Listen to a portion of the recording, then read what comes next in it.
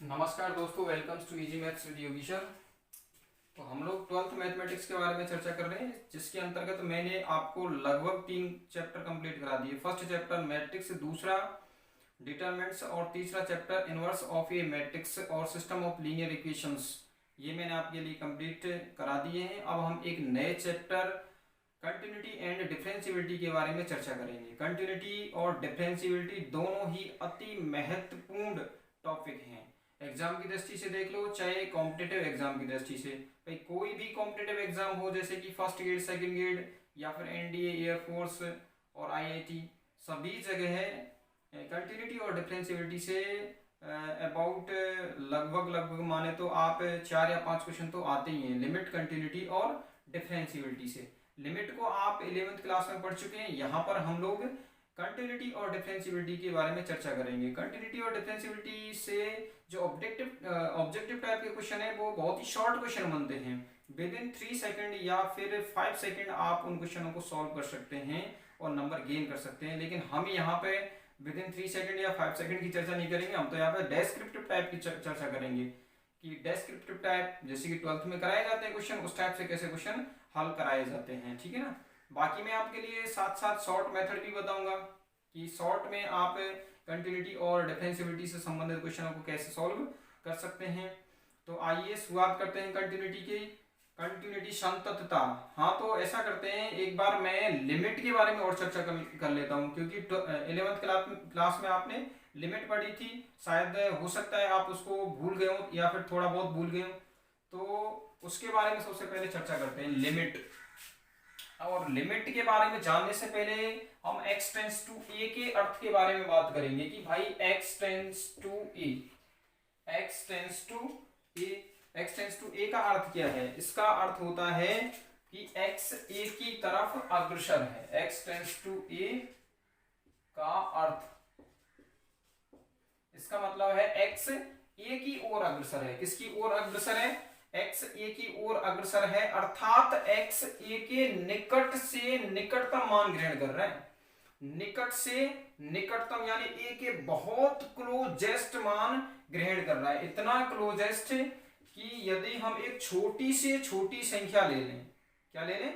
छोटी से छोटी धनात्मक संख्या, सपोज करो हमने डेल्टा ले ली, ये बहुत छोटी धनात्मक संख्या है, तो इसके लिए भी x और a का अंतर, x और a का अंतर क्या होगा? इससे भी छोटा होगा। छोटी से छोटी धनात्मक संख्या आपने ले ली, उससे भी x और a का अंतर क्या आ रहा है? छोटा आ रहा है। इसका मतलब x a के कितने करीब है? बहुत ज्यादा करीब है, बहुत ही ज्यादा क्लोजेस्ट है।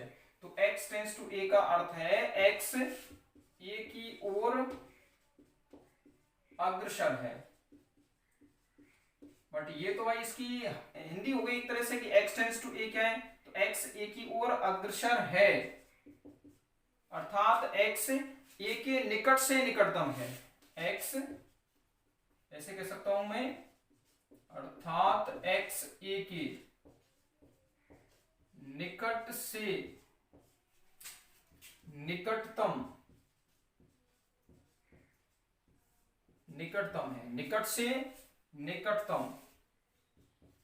इसका मतलब आप समझ रहे हैं कि x a के बिल्कुल क्लोज जा रहा है। लेकिन एक बात आपको ध्यान रखना है कि x a को प्राप्त नहीं करेगा, x a पर पहुंचेगा नहीं। x बिल्कुल a के क्लोज मान सकते हैं। क्या मान सकते हैं? क्लोज मान सकते हैं। जैसे मैंने ये सब x equal to x tends to 2 पर चेक कर रहे हैं हम इसको, ठीक है ना। तो ये जैसे सपोज करो रियल लाइन है, ये क्या है? Real line. यहाँ पर 0, यहाँ पे 1 है और यहाँ पे मैंने 2 मान लिया। तो जो x का मान है वो इस टाइप से जा रहा है 2 की तरफ, बहुत क्लोज जा रहा है, 2 को प्राप्त नहीं कर रहा है। लेकिन जैसे 1.99999 कितना भी ले जाओ, लेकिन 2 को प्राप्त नहीं करेगा। अब ये कोई जरूरी नहीं है कि x a की तरफ, वो x 2 की तरफ एक ही साइड से जाए, दोनों साइड से जा सकता है। इधर इधर से भी अप्रोच कर सकता है, इधर से भी ऐसे पहुंच सकता है 2 पर, ठीक है ना। लेकिन 2 को कभी प्राप्त नहीं करेगा। ये केवल 2 के निकटतम मान है, क्लोजेस्ट। ठीक है, तो अब आपके समझ में आ गया x टेंस टू a का मतलब क्या है? x a की ओर अग्रसर है, अर्थात x a के निकट से निकटतम मान है। अब निकट से निकटतम मान है तो आप एक छोटी से छोटी संख्या ले लो। सपोज करो मैंने डेल्टा ले लिया, छोटी से छोटी धनात्मक संख्या ले लो। उसके लिए x और a का अंतर, x और a का डिफरेंस डेल्टा से क्या प्राप्त होगा, हमेशा छोटा प्राप्त होगा। ठीक है, तो इसका मतलब क्या है, एक्स ए के बहुत ही ज्यादा क्लोज मान है। अब हम बात करेंगे फंक्शन की सीमा की। किसकी बात करेंगे, लिमिट ऑफ ए फंक्शन की। मतलब लिमिट क्या होती है, तो लिमिट ऑफ ए फंक्शन, फलन की सीमा, फलन की सीमा एक्स के ए की ओर अग्रसर होने पर। भाई जैसे जैसे सपोज करो कोई फलन है, मैंने ये फलन ले लिया, देखो डायग्राम से बिल्कुल क्लियर हो जाएगा, ये एक्स अक्ष और ये वाई अक्ष मान लिया, और इस टाइप से मैंने कोई फलन ले लिया इस टाइप से। ठीक है, और ये मैं कह रहा हूं यहाँ पे x इक्वल टू ए है, यहाँ पे क्या है, x इक्वल टू ए है। तो x इक्वल टू ए मतलब यहाँ पर a पॉइंट है, और यहाँ पे मैंने चर मान लिया, यहाँ पे चर क्या मान लिया, x। भाई x एक्सिस पर तो x ही तो होगा, यहाँ पे मैंने चर मान लिया x, और ये चर x टेंड्स टू ए कह रहा हूं, मतलब x a की तरफ क्या कर रहा है, अग्रसर हो रहा है, x a की तरफ अग्रसर हो रहा है। तो फिर इसका मान देखो, और ये फलन हमने y equal to F X माना, फलन क्या माना, y equal to F X माना। तो जैसे जैसे x a की तरफ अग्रसर होगा, फलन का मान भी किसकी तरफ अग्रसर होगा, जैसे x इक्वल टू ए पर इसका मान सपोज करो एफ ए है, क्या है फलन का मान, एफ ए है, और तो इसकी तरफ अग्रसर करता जाएगा, एफ ए की तरफ, इस टाइप से अग्रसर होता जाएगा। लेकिन मैं ये कह रहा हूं भाई एक्स ए को प्राप्त नहीं करता है, एक्स टेंड्स टू ए का मतलब ये है कि एक्स ए के निकट से निकटतम है, बट एक्स ए को प्राप्त नहीं करेगा। तो सपोज करो एक्स ए के बिल्कुल क्लोजेस्ट यहां पे पहुंच गया, यहां पर पहुंच गया इस पॉइंट पर, और इस पॉइंट पर फलन की वैल्यू सपोज करो हमने ये मान ली, ये क्या है, फलन की वैल्यू है। और इधर इसको मैं इस प्रकार से दिखा रहा हूं, ये y equal to F X फलन था, इसको चलो हटा देते हैं, एक मिनट, इसको बाद में लिख देंगे। तो x बिल्कुल a के निकटतम पहुंच चुका है, तो इस पर सपोज करो इसका मान यहाँ पे प्राप्त हो रहा है बाई एक्सिस पर, और ये मान मैंने मान लिया n, क्या मान लिया, n। तो जैसे जैसे x a की तरफ अग्रसर हो रहा है और बिल्कुल क्लोजेस्ट जा रहा है, तो फलन एफ एक्स किसको प्राप्त करने की कोशिश कर रहा है, एल को प्राप्त करने की कोशिश कर रहा है। मतलब एल इसके निकटतम वैल्यू है फलन की, x इक्वल टू ए के निकटतम मान है एल फलन का। ठीक है ना, तो एल को अप्रोच करने की कोशिश करेगा, एल को प्राप्त करने की कोशिश करेगा, तो फिर ये एल फलन की क्या कहलाती है, सीमा कहलाती है। क्या कहलाती है, सीमा कहलाती है। तो x चर x के a की ओर अग्रसर होने पर फलन एफ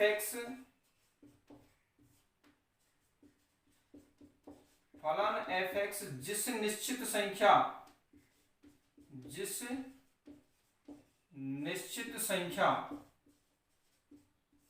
अब यहां पे आपको ध्यान रखना है, मैं कह रहा हूं जिस निश्चित संख्या, तो ये जो निश्चित संख्या है वो कोई जरूरी नहीं है कि एक फाइनाइट नंबर हो, ये इनफाइनाइट भी हो सकती है। क्या हो सकती है, इनफाइनाइट भी हो सकती है। जिस निश्चित संख्या, कोष्टक में लिख देना, अनंत भी हो सकती है, मैं इधर लिख रहा हूं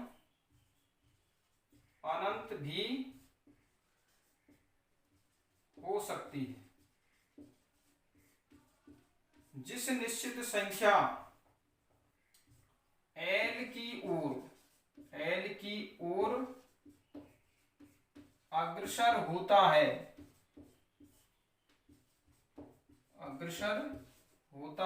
वह फलन की x टेंड्स टू a पर सीमा कहलाती है। क्या कहलाती है, सीमा कहलाती है।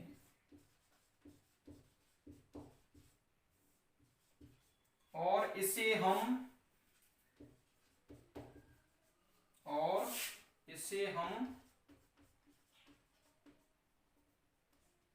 Limit x tends to a F X is equal to L से व्यक्त करते हैं। तो अब आपके समझ में आ गया होगा कि एक फलन की सीमा क्या होती है। कहने का मतलब यह है कि x के a की ओर अग्रसर होने पर फलन fx जिस मान की तरफ अग्रसर होता है या फिर जिस निश्चित संख्या की तरफ अग्रसर होता है वही निश्चित संख्या हमारी क्या कहलाती है, फलन की x टेंस टू a पर लिमिट कहलाती है। ठीक है ना। और ये निश्चित संख्या अनंत भी हो सकती है, ये बहुत ही ज्यादा इंपॉर्टेंट लाइन है, इसको आप ध्यान रखना। जिस निश्चित संख्या की ओर यह अग्रसर हो रहा है वो अनंत भी हो सकती है। ठीक है। अब देखो फलन की बाईं सीमा और दाईं सीमा की परिभाषा। तो फर्स्ट है x टेंस टू a पर फलन fx की बाईं सीमा, बाईं सीमा x के a की ओर बाईं तरफ से अग्रसर होने पर,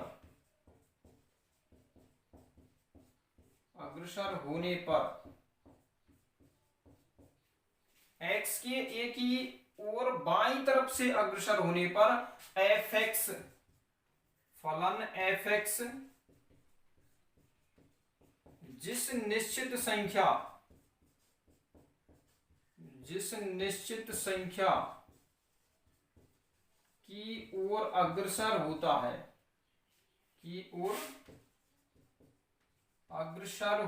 है,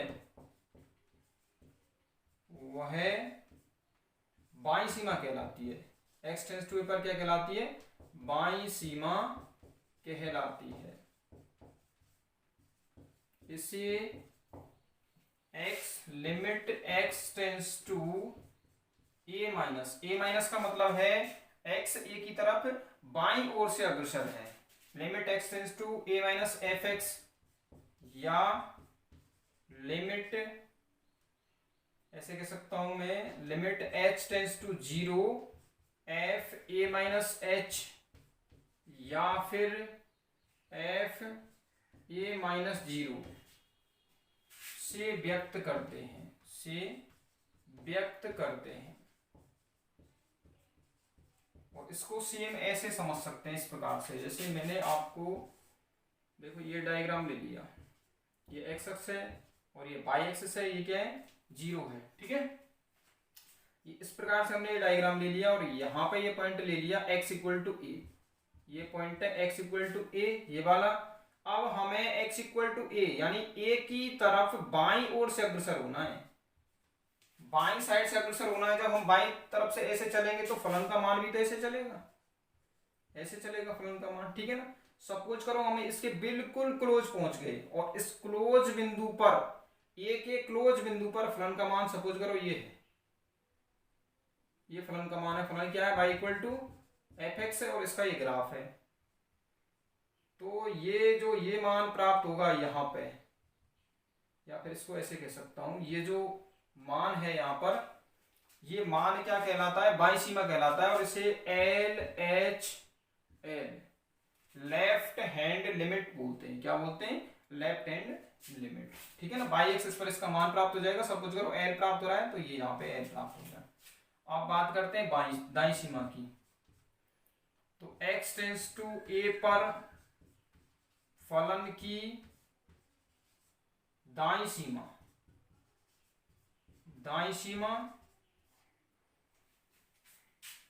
x के a की तरफ दाईं ओर से अग्रसर होने पर, किस साइड से, दाईं ओर से अग्रसर होने पर फलन fx जिस मान की तरफ अग्रसर होता है वह मान अथवा वह निश्चित संख्या फलन की दाईं सीमा कहलाती है। तो मैं हिंदी को नहीं लिख रहा हूं, और दाईं सीमा को हम limit x tends to a plus fx या फिर limit h tends to 0 f a plus h या फिर ऐसे कह सकते हैं, या f a प्लस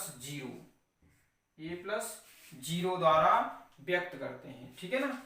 और इसको डायग्राम के द्वारा अपन ऐसे समझ सकते हैं। सपोज करो ये कोई फलन है, इस प्रकार से कह रहा हूं मैं, ये मैंने फलन मान लिया, और यहाँ पे मैंने बिंदु ले लिया x इक्वल टू ए। यहाँ पे बिंदु क्या ले लिया, x equal to A point ले लिया, ठीक है ना।